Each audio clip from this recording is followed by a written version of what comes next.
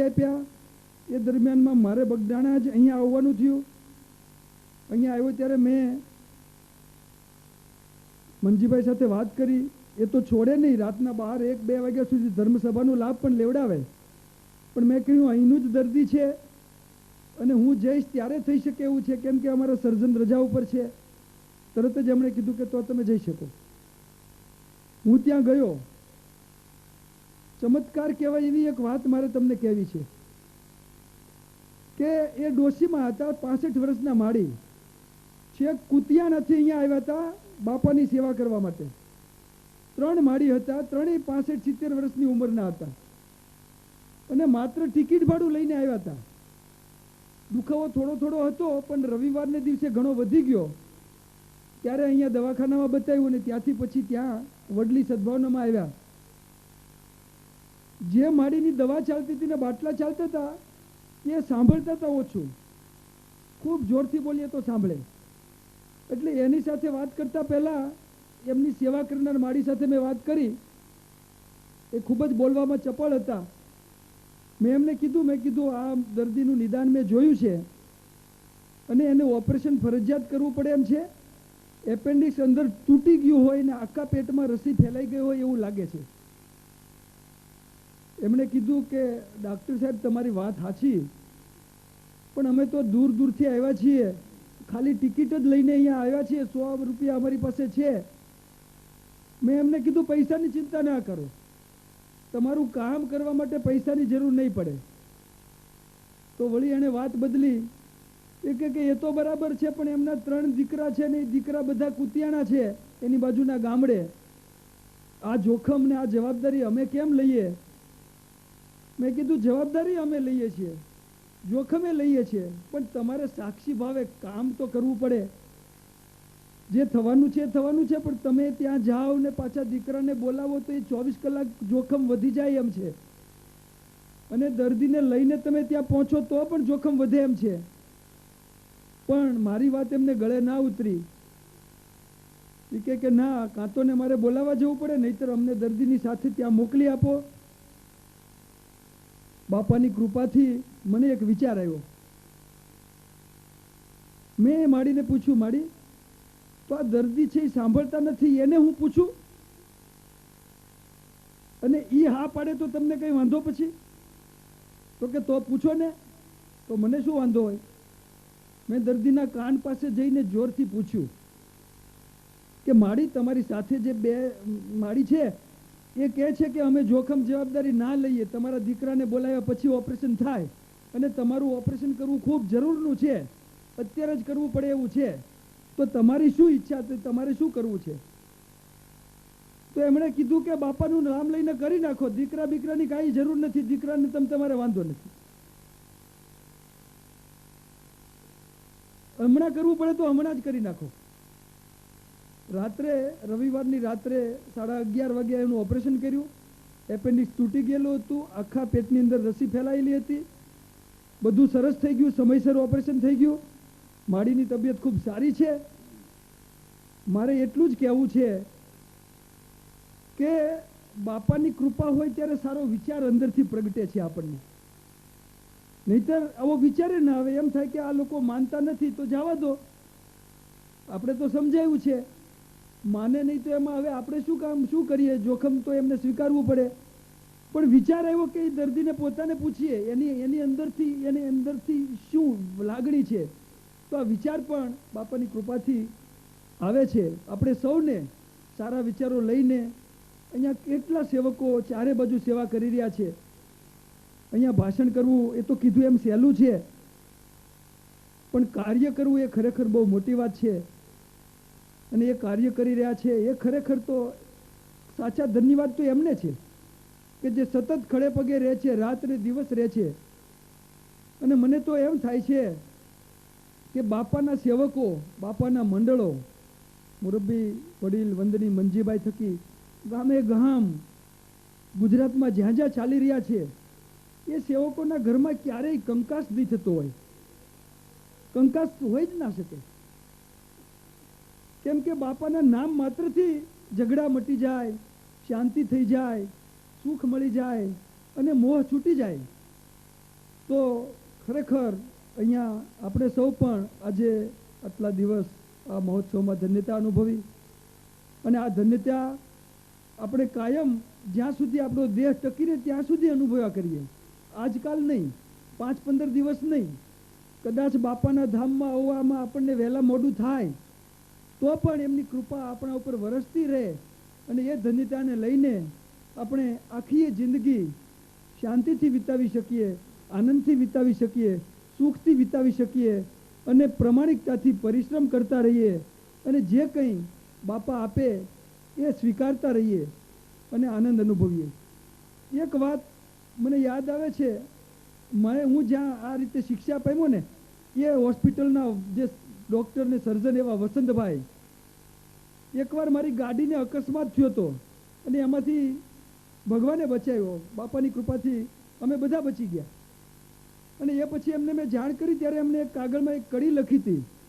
એમાં લખ્યું હતું કે ઉસકી પકડના ઉંગલી उसको दे दे हाथ, उसका पकड़ा ना गिरा वो है जग का नाथ.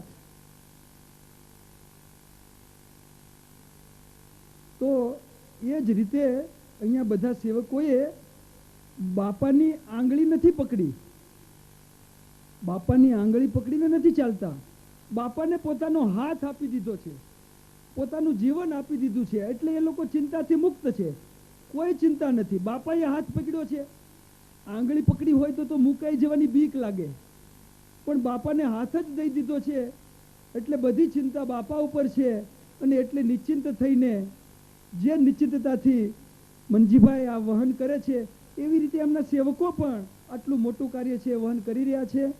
આપણને સૌને બાપાની કૃપાથી આવી શક્તિ જીવનભર મળતી રહે અને લોકોના કાર્ય કરવાની તક મળતી રહે અને સતત પ્રસન્નતાથી આપણે સૌ આ કાર્ય કર્યા રહે. તમામ સંતોની અને મહાનુભાવોની આપણા સૌ ઉપર કૃપા વરસતી રહે એવી પૂજ્ય બાપાને પ્રાર્થના કરીને વિરમું છું.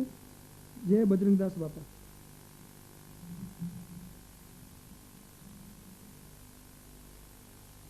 માનનીય ડૉક્ટર કનુભાઈ કળસરિયા સાહેબના પ્રવચન પછી હવે હું વિનંતી કરું છું ભાજપ પ્રદેશ પ્રમુખ શ્રી અને આપણા સાંસદ શ્રી રાજુભાઈ રાણા આજે આપણી વચ્ચે ઉપસ્થિત છે. તો રાજુભાઈ રાણા સાહેબને વિનંતી કરું કે તેઓ પોતાનું પ્રવચન આપે. શ્રી રાજુભાઈ રાણા.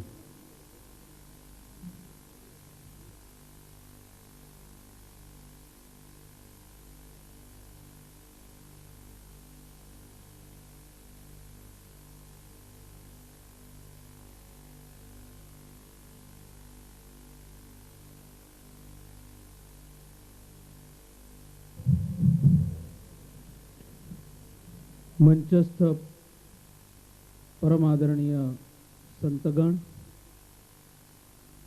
આદરણીય મંજીભાઈ, શિવાભાઈ, કનુભાઈ, વડીલો, ભાઈઓ અને બહેનો, આ ધર્મસભા છે અને મંચ ઉપર જે વિભૂતિઓ બેઠા છે એમના વચ્ચે મારે બોલવાનું છે અને મનમાં સંકોચ ખૂબ છે, પણ મંજી દાદાની આજ્ઞા થઈ કે તમારે બોલવાનું છે. મેં ના પાડી કે ભાઈ આ બધાની વચ્ચે બોલવું એ અનધિકૃત ચેષ્ટા છે, કારણ એમની પાસેથી આપણે જીવનનો મર્મ અને માર્ગ આ બંને સમજવાની કોશિશ કરવાની છે. પણ મંજી દાદાનો આગ્રહ કે ભાઈ તમારે બોલવાનું જ છે એટલે આજ્ઞાને માથે ચડાવીને મને જે સૂજે છે અને બાપા જે સુજાડશે એ બોલવાની કોશિશ કરીશ.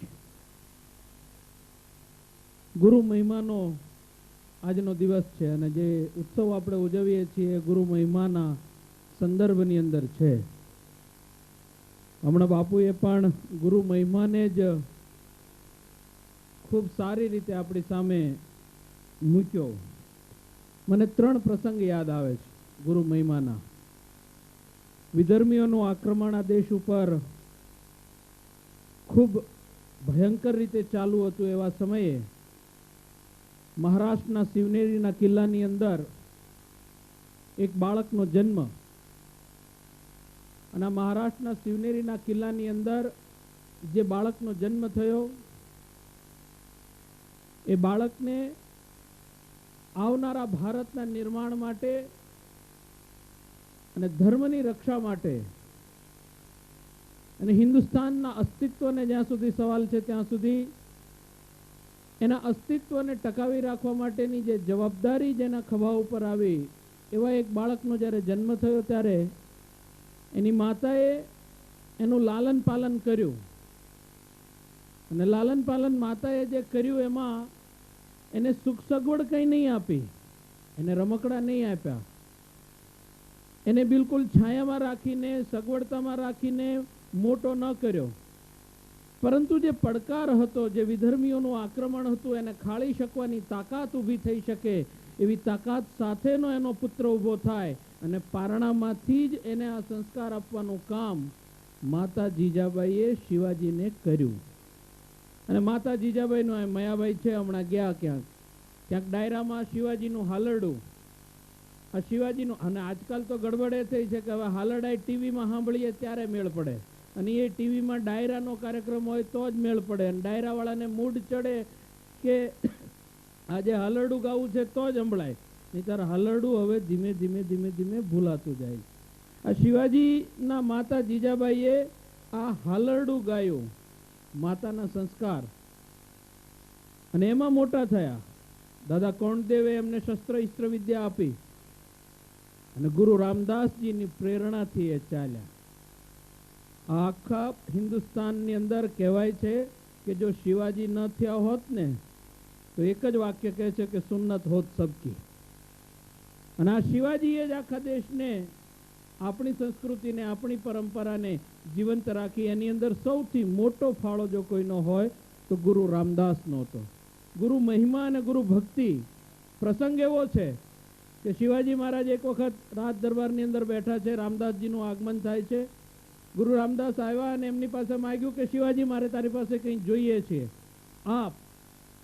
શું જોઈએ છે માંગ્યું નહીં, અને પાત્ર સામે ધર્યું. શિવાજી એક ચિઠ્ઠીમાં લખી નાખી દીધું અંદર ને રાજગાદી ઉપરથી નીચે ઉતરી ગયા. રામદાસજી જ્યારે ચિઠ્ઠી ખોલી ત્યારે એમાં સમગ્ર રાજ્ય રામદાસજીના ચરણે મૂકી દીધેલું અને પછી એમના વતી રાજ્ય કર્યું. આ ગુરુ મહિમા છે. હમણાં જેમ કીધું ને કે ત્યાગી એ આગે, ત્યાગે એ આગે, એ વાત કરી છે, એમણે ત્યાગ કર્યો. આ ગુરુ મહિમા જે છે એ ગુરુએ, રામદાસજીએ તે આ શિવાજી મહારાજને ધર્મની રક્ષા, પરંપરાની રક્ષા, રાષ્ટ્રની રક્ષા, હિન્દુ પદપાદશાહીનું સ્થાપન અને વિધર્મીઓ સામેની લડાઈ, એનું એક પ્રતીક આ રામદાસજીની પ્રેરણાથી. એવો જ એક બીજો પ્રસંગ, વિધર્મીઓનું આક્રમણ એવું જ તે પંજાબની અંદર ગુરુની એક પરંપરા થઈ અને એમાં એમના જે ગુરુ, જેના ગુરુના કારણે આ આખી એક પ્રજાએ શસ્ત્ર ધારણ કર્યા, શીખ કહેવાના ગુરુ ગોવિંદસિંહજી. અને આ ગુરુ ગોવિંદસિંહજી એમના પંચ પ્યારે, આ પંચ પ્યારેને પ્રસંગ એવો છે કે ગુરુ મહિમા શું કરી શકાય, ગુરુ ઉપર શ્રદ્ધા મૂકીએ, માથું મૂકવાની તૈયારી હોય. ગુરુ ગોવિંદસિંહજી એક વખત એમની જે સભાની અંદર બધા આવ્યા હતા ત્યાં વાત કરી કે મને 5 શિષ્યો જોઈએ છે અને 5 શિષ્યોની મારે આવશ્યકતા છે, જોઈએ. એક જણો ઊભો થયો સભામાંથી, અને સભામાંથી જે એક જણો ઊભો થયો એને લઈ એ જ્યારે અંદર આવ્યો ત્યારે બાજુની અંદર એક ઝૂંપડી જેવું હતું, એની અંદર ગયા. ત્યાંથી બહાર આવ્યા ત્યારે તલવાર ઉપર લોહી હતું. બીજો જોઈએ, બીજો ઊભો થયો, એ જ પ્રક્રિયા ચાલી. ઝૂંપડીમાં ગયા, લોહીવાળી તલવાર લઈને બહાર, અને થોડી વારે 2 જે શિષ્યો હતા એમની સાથે આવ્યા. ઝૂંપડીમાંથી લોહીની નદી બહાર આવવા માંડી, લોહીની ધાર વહેવા માંડી. ત્રીજો, ચોથો, પાંચમો, 5 શિષ્યોને લઈ અને એ ત્યાં ગયા. 5 જણાએ તૈયારી બતાવી, ધર્મને માટે, પરંપરા માટે, રાષ્ટ્રની અસ્મિતા માટે પોતાનું માથું ગુરુના ચરણે મૂકવા માટે કર્યું. અને આ પંચ પ્યારે ગણાય છે. આપણામાંથી કદાચ એ આપણને એવું છે કે આ બધા 5 હશે એ પંજાબી જ હતા, પણ પંચ પ્યારેમાંથી એક પંચ પ્યારે છે એ દ્વારકાનો ખત્રી હતો.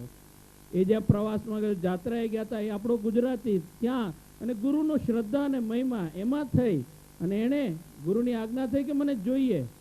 અને આ 5 લોકોને થોડી વાર રહીને આ બહાર લાવ્યા અને એણે એમને પંચ પ્યારે કીધા, ધર્મની રક્ષા માટે. ગુરુનો મહિમા છે. એવો જ એક ત્રીજો પ્રસંગ. એક ભણેલો ગણેલો છોકરો કલકત્તાની અંદર, માથા ફરેલો, બહુ ભણેલો, બહુ વાંચેલું, એટલે બહુ દલીલો કરે, અને જેને ને તેને આ સાધુ સંન્યાસી જે કંઈ પણ મળે એ બધાને એક જ પ્રશ્ન પૂછે, તોપના ગોળા જેવો પ્રશ્ન પૂછે કે ભગવાનને જોયો છે? ચર્ચા થાય. હવે જોયો છે આવું કહેવા વાળું કોઈ ન મળે એટલે એની સાથે ચર્ચા કરે, શ્રદ્ધા બેસે નહીં. પરંતુ દક્ષિણેશ્વરની અંદર રહેતો એક સાધુ, સામાન્ય ગણાતો એક માણસ, એ જ્યાં રહેતા હતા કલકત્તાની અંદર, ત્યારે એના પાડોશની અંદર ભજન માટે આવેલા, અને ભજન માટે જ્યારે આવ્યા ત્યારે ખૂબ સારું ગાતો નરેન્દ્ર, અને આ નરેન્દ્ર નામનો જે છોકરો એને ગાયાના કારણે આ જે સંન્યાસી દક્ષિણેશ્વરથી આવેલા એમણે કીધું કે એક વખત દક્ષિણેશ્વર આવ, હું તારી રાહ જોઉં છું. એણે કીધું કે આ તો સામાન્ય માણસ છે, પણ દક્ષિણેશ્વર ગયો નરેન્દ્ર જ્યારે દક્ષિણેશ્વર જઈને ગયો ત્યારે એને પૂછ્યું એ જ પ્રશ્ન, ભગવાનને જોયો છે? જવાબ પહેલી વખત મળ્યો, હા જોયો છે, તને જોઉં છું એવી રીતે જોયો છે, અને તારે જોવું હોય તો દેખાડી શકું એટલી તાકાત છે. અને ટર્નિંગ પોઈન્ટ, આ જીવનમાં વળાંક ક્યારે ક્યારે કયા સંજોગોમાં કેમ આવતો હશે આપણા હાથની વાત નથી, એ તો નિયંતાએ નક્કી કરેલું હોય છે. શિષ્ય અને ગુરુ ક્યારે મળશે, કેવી રીતે મળશે, શું વાતચીત થશે, કયો પ્રસંગ બનશે, કંઈ ખબર નથી હોતી, માત્ર ગુરુને ખબર હોય છે. અને રામકૃષ્ણ પરમહંસે આ નરેન્દ્રમાંથી આ દેશને એક વિવેકાનંદ આપ્યો, ગુરુની શ્રદ્ધા. સ્વામી રામદાસજી આ દેશને એક શિવાજી આપ્યો. ગુરુ ગોવિંદસિંહજી એમના જે ગુરુ પરંપરા રહી એમણે પંચ પ્યારે આપ્યા. રામકૃષ્ણ પરમહંસે આ સ્વામી વિવેકાનંદ આપ્યો, જેમણે એમાં પણ વિધર્મીઓનું જ રાજ્ય હતું આ દેશની અંદર. ઇકબાલ નામનો એક કવિ થઈ ગયો, એણે એમ કીધું છે કે કુછ બાત હૈ કે હસ્તી મિટતી નહીં હમારી. એવી કંઈક વાત છે કે જેને કારણે આપણી હસ્તી મટતી નથી. મને ઘણી વખત, હું તો ફરું છું, આખા ગુજરાતમાં ફર્યો છું, દિલ્હી વગેરે પણ જવાનું થાય છે, પણ શહેરમાં જ્યારે જઉં છું ને ત્યારે બીક લાગ્યા કરે છે કે આ દેશનું શું થશે. દિલ્હીના એરપોર્ટ ઉપર જ્યારે બેઠો હોઉં છું ને ત્યારે મને એમ લાગે કે આવી બન્યું છે આપણા સૌનું, જે પ્રમાણેની જે રહેણી કરણી ને હલનચલન ના બધું હોય છે ને, પહેરવેશ, વાતચીત, હિન્દીમાં બોલવું શરમ લાગે, અંગ્રેજીમાં ફાડો તો જ તમે સુધરેલા ગણાવ, આ બધા જે ભાવ જે છે ત્યારે બીક લાગ્યા કરે. પણ આજે જ્યારે હું અહીંયા આવ્યો, બગદાણા આવ્યો, અને જે પ્રમાણેની અહીંયા સ્થિતિ જોઈ છે, અહીંનું જે વાતાવરણ જોયું છે, બીક નીકળી ગઈ છે મારી કે આ દેશને કંઈ થવાનું નથી. કારણ ગુરુ મહિમા જ્યાં સુધી છે ત્યાં સુધી આ દેશને કંઈ આંચ આવે એવું નથી. ને ત્યારે મને ઇકબાલ યાદ આવ્યો કે કુછ બાત હૈ કે હસ્તી મિટતી નહીં હમારી. કંઈક એવું છે જે આપણને ટકાવી રાખે છે. ઘણા એમ કહે છે કે ટીવી ઉપરનું ખૂબ મોટું આક્રમણ છે, સાંસ્કૃતિક આક્રમણ છે, આ બધું. હા, શહેરમાં હશે, હું ના નથી પાડતો, એની ખરાબ અસરો પણ છે, પણ એ જ શહેરમાં રહેતા લોકો, પરદેશમાં રહેતા લોકો આજે હજારોની સંખ્યાની અંદર આ 6 દિવસની અંદર આ બગદાણાના ધામની અંદર ગુરુ મહિમા અને ગુરુ શ્રદ્ધા અને ગુરુ ભક્તિથી આવ્યા છે, ખેંચાઈને આવ્યા છે. એટલે ડર રાખવાની મને આવશ્યકતા નથી લાગતી. આજે મને જે અનુભૂતિ થઈ છે એ એટલી છે કે આ દેશ માટે, આ દેશની પરંપરા માટે, આ દેશની સંસ્કૃતિ માટે, આ દેશના ધર્મને માટે અહીંયા જે મહંતો સંતો બેઠા છે એમણે જે રાહ ચીંધ્યો છે, અને ગુરુની જે ભક્તિ અને શ્રદ્ધા આપણા અંદર જે છે એ આપણને હંમેશા સન્માર્ગે જ રાખે. આમ તો હું રાજકારણમાં છું, ગળા ડૂબ નહીં, માથા બૂડ રાજકારણમાં છું, પણ એમાં પણ આ ક્ષેત્રમાં પણ ટકાવી રાખવાની પ્રેરણા આ બધા જ જે પ્રસંગો છે ને એ ગુરુ મહિમાના પ્રસંગો દ્વારા મને આ મળે છે. આપ સૌએ શાંતિથી સાંભળ્યો એ બદલ આભાર, ધન્યવાદ. ભારત માતા કી જય.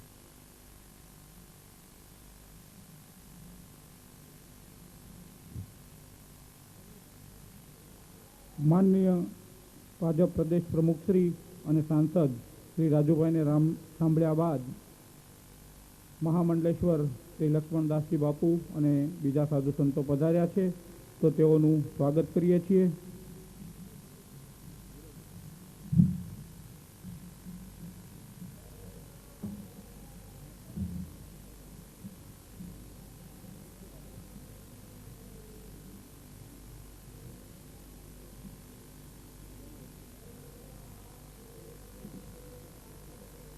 હવે ધર્મસભામાં શ્રી રઘુવીર દાસજી જોગીરાજ જયપુરને વિનંતી કરું કે તેઓ ધર્મ સંદેશ આપે. શ્રી રઘુવીરદાસજી, જોગીરાજ, જયપુર.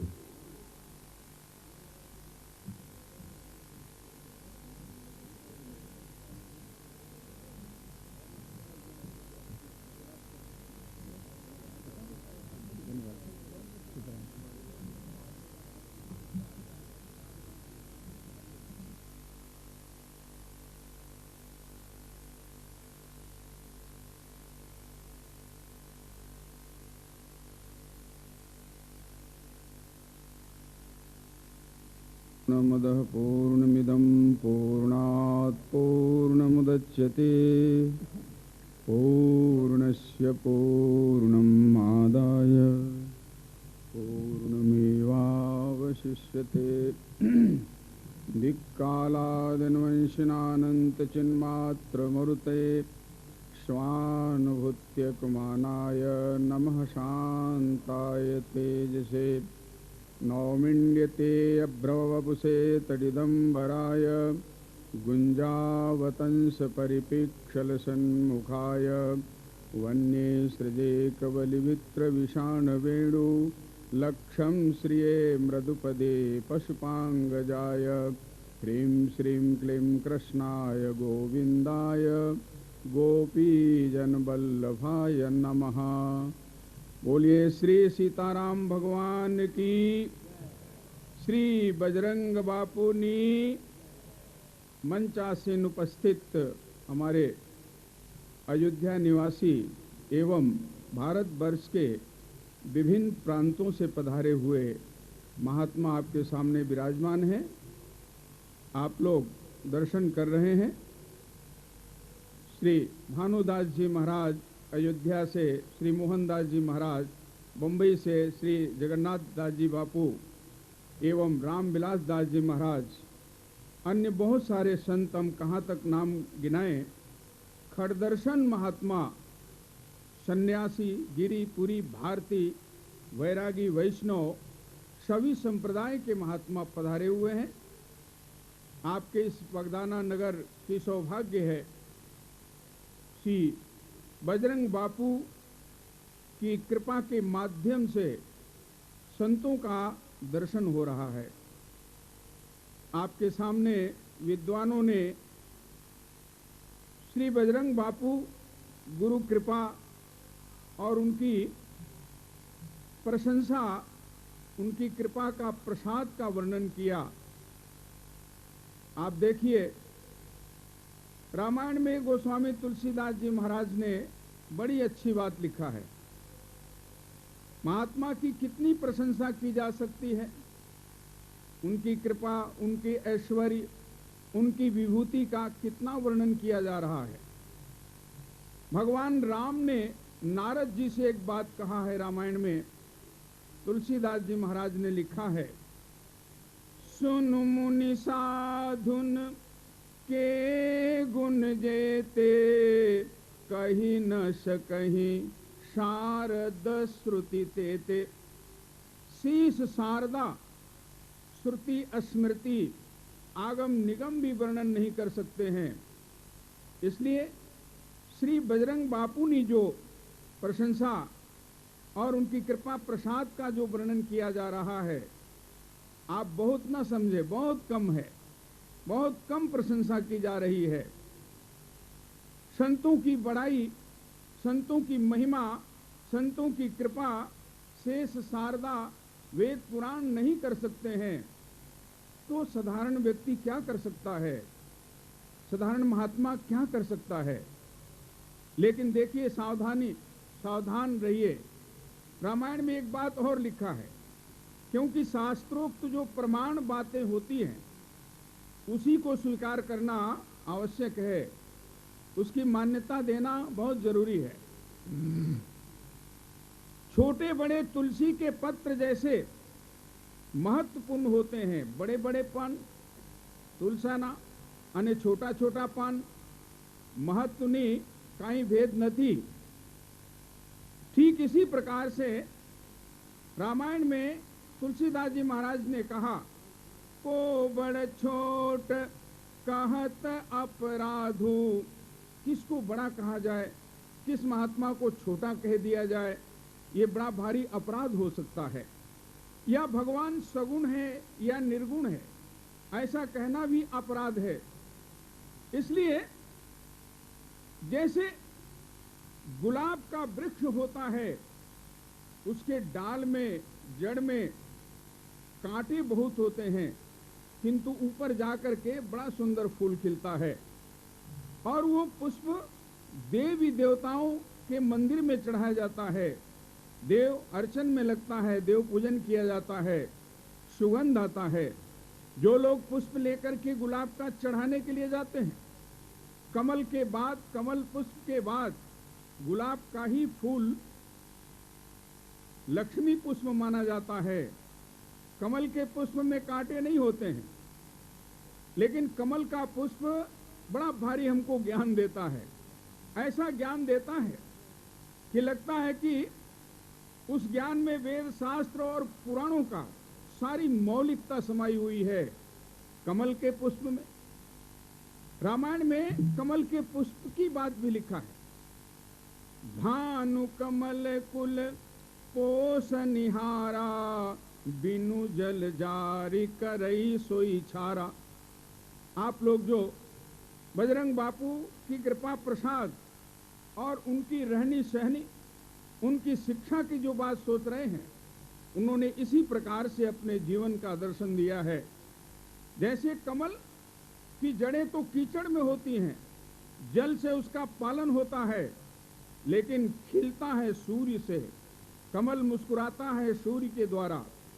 यदि कीचड़ और जल न रहे तो वो कमल के कुल को पत्ते सहित और जड़ सहित और उस फूल को भी जला देने वाला वही सूर्य होता है। श्री महाराज बजरंग बापू की कृपा एम थी कि जगत में रहते हुए जगत वालों को देखो, जगत में ईश्वर को देखो, और सारे संसार के लोगों को जो उन्होंने ये मंत्रणा दिया है, इतने लोगों को इकट्ठा होने का जो चांस दिया है कि सारे जगत में सारे लोगों के मन में राममय स्थिति हो जाए, ईश्वर की बात क्या जरूरत है। बजरंग बापू का एक उपदेश सुनिए। कुछ लोग उनके पास आए और प्रश्न करने लगे, बापू आप राम राम कहते हो, राम नाम बोलने को कहते हो, जाप करने को कहते हो, वो राम कहाँ रहते हैं? बजरंग बापू ने कहा, ये the vine we the branches, we pray the lord in heaven, I and my father are one. 3 शब्द का है। तो पहले लोग जो प्रश्न किया था, उन्होंने यही कहा था, वेयर इज द गॉड, ईश्वर कहाँ है? उन्होंने कहा कि we pray the lord in heaven, भगवान बैकुंठ वासी है, साकेत वासी है, गोलोक वासी है, या आकाश में है, या ऑलमाइटी, ऑमनीपोटेंट, ऑमनीसेंट, ऑमनीप्रेजेंट, सर्वव्यापक सर्वत्र है। इसलिए हमें प्रार्थना करनी चाहिए। प्रार्थना करो, राम नाम जाप करो। लेकिन दूसरा ग्रुप जो आया, उसको दूसरा उपदेश दिया उन्होंने कहा, ये the vine we the branches. बोले जैसे एक वृक्ष है और उसकी डाली है, तो डाली और वृक्ष में क्या अंतर होता है? इसलिए तुम और भगवान जैसे वृक्ष और उसकी डाली टहनी में कोई अंतर नहीं होता है, तुम्हें और राम में इसी तरह से कोई अंतर नहीं है। बजरंग बापू ने कहा, सिय राम मैं सब जग जानी, करहूं प्रणाम जोरि जुग पानी। ईश्वर अंश जीव अविनाशी, चेतन अमल सहज सुख राशि। ये दूसरे ग्रुप का उपदेश है। लेकिन तीसरा ग्रुप एक और आया और उन्होंने कहा, बापू भगवान कहाँ है? बोले अरे ये प्रश्न तो देवता लोगों ने भी किया था, कहाँ पाइए प्रभु करिए पुकारा। शंकर भगवान ने क्या कहा था? इसलिए वो तीसरे ग्रुप को बजरंग बापू ने कहा, I and my father are one. बोले हम और परमात्मा एक ही है, कोई अंतर नहीं है। सर्वजनानाम हृदय से सन्निविष्टः अंगुष्ठ मात्रेण पुरुषः, ऐसा वेदांत का सूत्र कहता है। अस प्रभु हृदय अछत अविकारी, सकल जीव जग दीन दुखारी। ईश्वर सर्वभूतानाम हृदय से अर्जुन तिष्ठति, ब्राह्मण सर्वभूतानि यंत्रारूढ़ानि माया, तुमेव शरणं गच्छ श्रद्धावेन भारत, तत्प्रसादात् प्रांग शांति स्थानम प्राप्स्यसि शाश्वतम। Electronic theory of God average in the body. Bapa ने कहा सभी प्राणियों में व्यापक परमात्मा है। चौथा ग्रुप आया और बोला बापा आपने 3 लोगों को 3 तरह का उपदेश दिया है, इसका क्या कारण है? अभी अभी जो तीसरा ग्रुप आया इसको तो आपने ऐसा कह दिया, I and my father are one, electronic theory of God average in the body. Baba ने कहा केवल इतनी बात नहीं है, God is a living force और life of that force, that life resides in but is not the body. He who denies the existence of that great force denies to himself the use of that inexhaustible power and thus remains impotent. He is like a rudderless ship which floats about here and there and passes without making any headway. बापा ने कहा देखो परमात्मा तुम्हारे शरीर धारण करके but is not the body. कभी राम का दर्शन होता है, कभी कृष्ण का दर्शन होता है, लेकिन हमेशा होता रहे ऐसा जरूरी नहीं है। तो जब राम कृष्ण का दर्शन नहीं होता है उनका नाम क्यों लिया जाए? बापा ने कहा but is not the body resides इन, बोले तुम्हारे आत्मा में जो प्रकाश है जिसके द्वारा तुम्हारे सारे शरीर में सारी बॉडी में चेतनता फैली हुई है, जिससे तुम चल सकते हो, सोच सकते हो, देख सकते हो, बोले वो परमात्मा तुम्हारे हृदय में है। तुम्हारे आत्मा में जो प्रकाश कर रहा है वही परमात्मा है, but is not the body. परमात्मा के बिना तुम जी नहीं सकते हो, तुम सांस नहीं ले सकते हो, तुम चल नहीं सकते हो।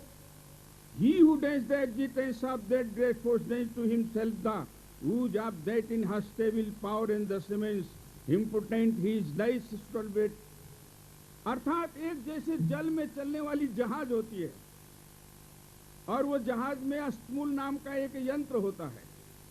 यदि यंत्र नहीं हो तो जहाज समुद्र में भटकती फिरेगी। अमेरिका से आने वाली जहाज भारत नहीं आ सकती, भारत से जाने वाली समुद्र के द्वारा जहाज अमेरिका नहीं पहुंच सकती। इसी प्रकार से जैसे अस्तमूल न होने पर वो जहाज भटकती फिरेगी और जहाज में रहने वाले लोग समाप्त हो जाएंगे, इसी प्रकार से मनुष्य का जीवन वो परमात्मा को जो स्वीकार नहीं करता है, जो राम का नाम नहीं जप करता है, जो राम को नहीं जानता है, उसका जीवन उसी तरह से हो जाएगा। शरीर भी एक नाव है, शरीर भी एक जलपोत है और ये जगत संसार भी एक समुद्र है। इसमें डूब जाएगा, भटकता फिरेगा, अंधा हो जाएगा। तो चौथा व्यक्ति ने कहा कि महात्मा, हे बजरंग बापा, आपने तीसरे व्यक्ति को ऐसा उपदेश दिया और दूसरे को तो ऐसा आपने उपदेश दिया, ईश्वर अंश जीव अविनाशी। रामायण का जैसा तुलसीदास जी महाराज ने लिखा, ये the wine with the branches. और पहले वाले लोगों को तो आपने और गजब कर दिया, बोले केवल प्रार्थना करो, we pray the lord in heaven. बोले परमात्मा आकाश में है, स्वर्ग में है, प्रार्थना करो। सुनो बजरंग बापा ने क्या समझाया, आप उनका उपदेश सुनिए। बोलिए श्री बजरंग बापू की। सुनो एक मिनट। बजरंग बापा ने कहा कि देख भाई, जो पहला ग्रुप था प्रश्न करने वाला, वो लोग भगवान का नाम जानते थे, सुनते थे, जिज्ञासु, ज्ञानी, यथार्थी, आरत, 4 प्रकार के भक्त होते हैं। तो ये जो पहला प्रश्न करने वाले ग्रुप थे वो ईश्वर की महिमा को बहुत नहीं जानते थे। तो जाने बिनन होई प्रतीति, बिन प्रतीतिन भक्ति दृढ़ाही। तो जानकारी के लिए सबसे पहले क्या करना चाहिए? भगवान राम ने भी यही बात समझाया है। प्रथम भक्ति संतन कर संगा, दूसरी रति मम कथा प्रसंगा। तीसरी भक्ति अमान। फिर 22 स्टेप बतलाया है, क्रमशः बताया गया है। बजरंग बापू ने कहा, बंधु देख, इसलिए पहले भगवान का नाम और प्रार्थना, we pray the lord in heaven, पहले ग्रुप को हमने ऐसा उपदेश दिया। और दूसरा तो कुछ सत्संग कर चुका था, ईश्वर के बारे में कुछ जान चुका था, वो कुछ रिसर्च मैन लोग थे, इसलिए हमने उनको कहा ये the wine be the branches, जैसे वृक्ष और डाली, ईश्वर अंश, जीव अविनाशी। लेकिन तीसरे लोग जो थे वो तो ब्रह्म ज्ञानी लोग थे। बजरंग बापा ने कहा वो मेरे जैसे लोग थे, वो समकक्ष थे लोग। आप लोगों ने एक बात सुना होगा, भावनगर में स्वामी नारायण एक बार आए थे महाराज देव जी से मिलने के लिए। महाराज कबीरदास जी बिहार से महाराष्ट्र में गए थे जनाब वाई से मिलने के लिए। क्या कारण था? नारायण स्वामी क्यों आए थे मिलने के लिए? जौहर की गति जौहर जाने। बजरंग बापा ने कहा वो मेरे कक्षा के लोग थे, इसलिए मैंने उनको डायरेक्ट कह दिया, I and my father are one. हाथ जोड़ के कुछ लोगों ने और प्रार्थना किया। बोले बापा हम करें क्या, हमको तो समय नहीं मिलता है, रात दिन घर गृहस्थी, गृह कार्य, नाना जंजाला, हम भगवान का नाम ले कैसे, हम कैसे भगवान का नाम जाप करें? बजरंग बापा ने कहा यदि जाप नहीं करेगा, चलते फिरते करो, याद करो, किसी प्रकार से करो। यदि नहीं करोगे तो तुम्हारा जीवन का कोई अर्थ नहीं होगा। तुम कमा करके खा भी नहीं सकते हो, तुमको चैन नहीं मिलेगा। कमाना, खाना, सोना, जागना, ये जो है हमारे सारे जीवन की व्यवस्था प्रकृति मंडल में है। और प्रकृति मंडल का संचालक कौन है? Fearing him the shining is shining, and the mild moon walks abroad, and the ceaseless was moving in the fear of God। ये भयभीत होकर के सूर्य चल रहा है, भयभीत होकर के हवा चल रहा है, भयभीत होकर के अग्नि जल रही है, भयभीत होकर के पृथ्वी सारी वस्तुओं को उगाती है। ये सब पांचों तत्व अपने अपने कार्य में fearing him the sun is shining, and the mild moon walks abroad, and the ceaseless winds are moving in the fear of God। बोले भगवान से भयभीत होकर के अपने अपने काम में लगे हुए हैं।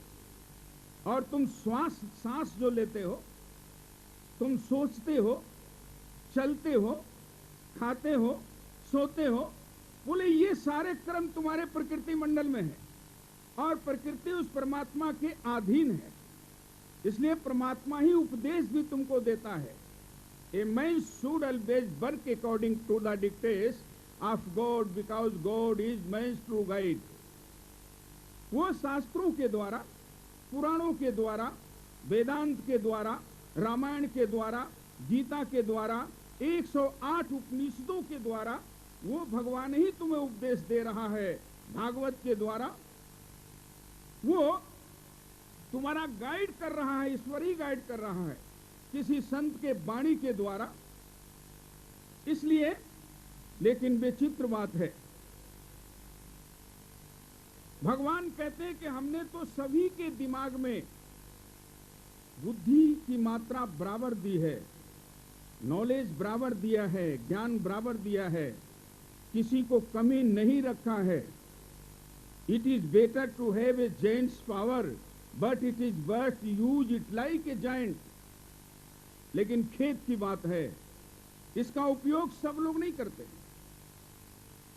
ये दैवी पावर को, इस ज्ञान को, इस दैवी शक्ति को उपयोग कोई दैत्य जैसे करे तो भगवान क्या करे?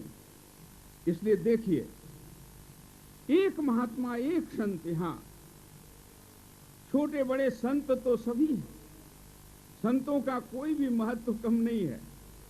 हमारे यहाँ 3-4 का उदाहरण दिया गया है। आचार्यों ने ये सिद्धांत को नियुक्त किया है, छोटे से शालिग्राम भगवान और एक बड़े से शालिग्राम, छोटी सी भगवान की प्रतिमा और बड़ी सी भगवान की प्रतिमा, छोटा सा मंदिर और बड़ा सा मंदिर। इसलिए भेष का बड़ा भारी प्रताप है। भेष के प्रताप को समझना चाहिए। जैसे गुलाब के कांटेदार पौधे में सुंदर पुष्प सुगंधित होता है, ऐसा ही संत समाज रूपी समाज में एक पुष्प जैसा सिद्ध उत्पन्न होता है, जो सारे समाज की दृष्टिकोण को, सारे समाज की व्यथा को, सारे समाज के सिद्धांत को वो नियुक्त कर देता है और लोक कल्याण तो करता ही है। इसलिए बजरंग बापू की बड़ी भारी कृपा हमारे सारे देश पर नहीं, पूरे विश्व पर है। आप देखिए, महात्मा जो कार्य करते हैं विश्व कल्याण अर्थ, कोई भंडारा करेगा, कोई प्रसाद बांटेगा, कोई उपकार करेगा, भिक्षा देगा, कितने लोगों को करेगा। लेकिन महात्मा जो कार्य करते हैं वो पूरे विश्व के प्राणियों के लिए करते हैं। जैसे कोई यज्ञ किया तो यज्ञ में क्या होता है?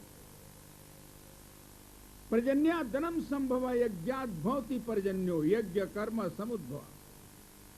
बोले सारे विश्व का पर्जन्य विश्व के लिए बनता है, शक्तिशाली वृष्टि सारे विश्व के लिए होती है। इसलिए संत का जो कार्यक्रम है, आपके इस गुजरात प्रांत में एक महात्मा हो गए, वो 3, अच्छा ठीक है, बोलिए श्री रामचंद्र भगवान की। इसलिए बजरंग बापू का बार बार धन्यवाद, उनकी कृपा का प्रसाद आपको मिले, आप सभी को प्राप्त हो।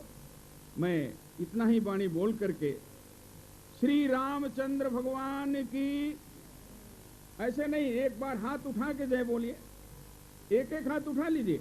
जिसका हाथ स्वस्थ हो, कोई रोग बीमारी न हो, वो तो उठाएंगे, और जिसका हाथ नहीं ठीक हो कैसे उठाएंगे? इसलिए उनकी बात नहीं है। आवाज जोर से लगाइए, श्री बजरंग बापानी। आवाज नहीं है, नती आई आवाज, थोड़ी और जोर लगाओ। श्री रामचंद्र भगवान की, थोड़ी सी जोर और लगा दो। शंकर भगवान की, सनातन धर्म की, अधर्म का, विश्व का, प्राणियों में संत समाज की, भारत माता की, हर हर महादेव। ओम शांति।